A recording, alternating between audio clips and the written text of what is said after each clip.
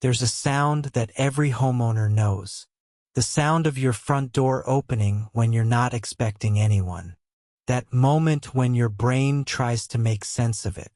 Maybe it's the wind. Maybe you forgot you left it unlocked. Maybe it's someone you know. But in the back of your mind, in that primitive part of your brain that still remembers what it felt like to be hunted, something else is happening. Something older than fear. Something that knows, before you do, that you're not alone.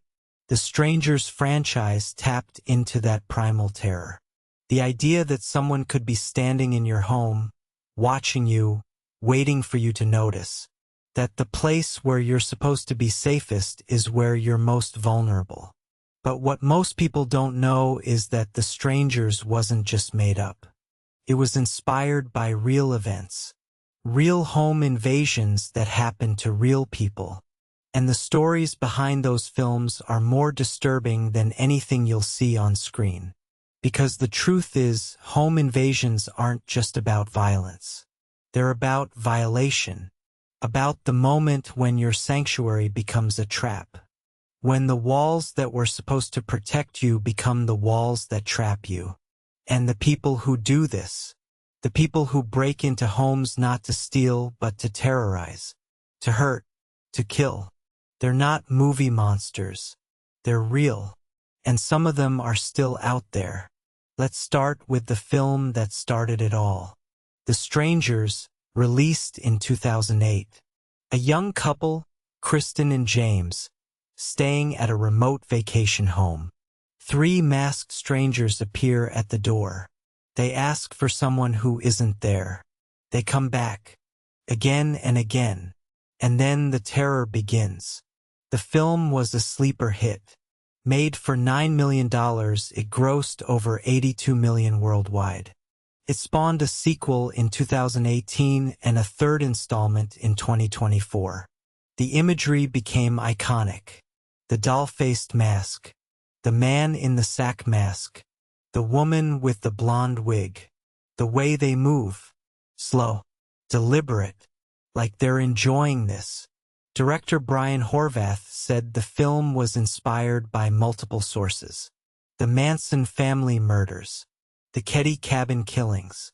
And a series of home invasions that happened in his neighborhood as a child. But there's one story in particular that Horvath has cited as the primary inspiration. A story that happened on New Year's Eve, 1981.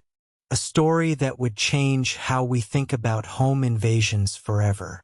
The date was December 31st, 1981. The place was a quiet suburban neighborhood. A family was preparing for their New Year's celebration. The parents were in the kitchen. The children were in the living room, watching the ball drop countdown on television. Then came the knock at the door. The father answered it. 3 young men stood on the porch. They were wearing masks. One had a sack over his head. Another wore a doll mask. The third was dressed in what looked like a woman's wig and dress. They asked if a friend lived there. A friend whose name the father didn't recognize.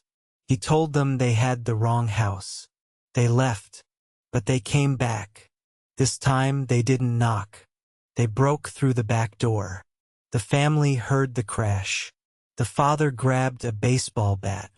The mother grabbed the children. They hid in the bedroom. The intruders moved through the house slowly. They weren't rushing. They weren't panicked. They were taking their time. They could be heard moving from room to room, opening drawers, breaking things, laughing. The father called the police. But by the time they arrived, the intruders were gone. They had vanished into the night, leaving behind only the memory of their presence. The knowledge that they had been in the house, that they had touched their things, that they could have come into the bedroom if they had wanted to. The police investigated but never caught the intruders. The family moved away a few months later. They couldn't stay in that house anymore. Every sound made them jump. Every shadow looked like a masked figure. Brian Horvath was a child when this happened. He heard about it from his parents. The image of 3 masked strangers knocking on a door, asking for someone who wasn't there, stayed with him. Years later, when he was writing a horror film, that image came back to him. And The Strangers was born. But this wasn't the first time something like this had happened. And it wouldn't be the last. November 13th, 1974. 112 Ocean Avenue, Amityville, New York. Ronald DeFeo Jr. sat at a booth in Henry's bar, drinking. He told the bartender that his mother had been shot. The bartender called the police. When they arrived at the house, they found what DeFeo had done.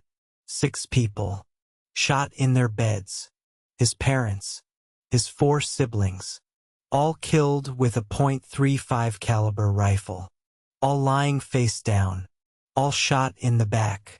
DeFeo claimed he heard voices, that the house was telling him to do it, that he was possessed. The psychiatrists disagreed. They said he was high on barbiturates and alcohol, that he had planned this, that he had positioned the bodies himself, face down, so they couldn't see him, so he wouldn't have to look at their faces. He was convicted of 6 counts of second-degree murder, sentenced to 25 years to life.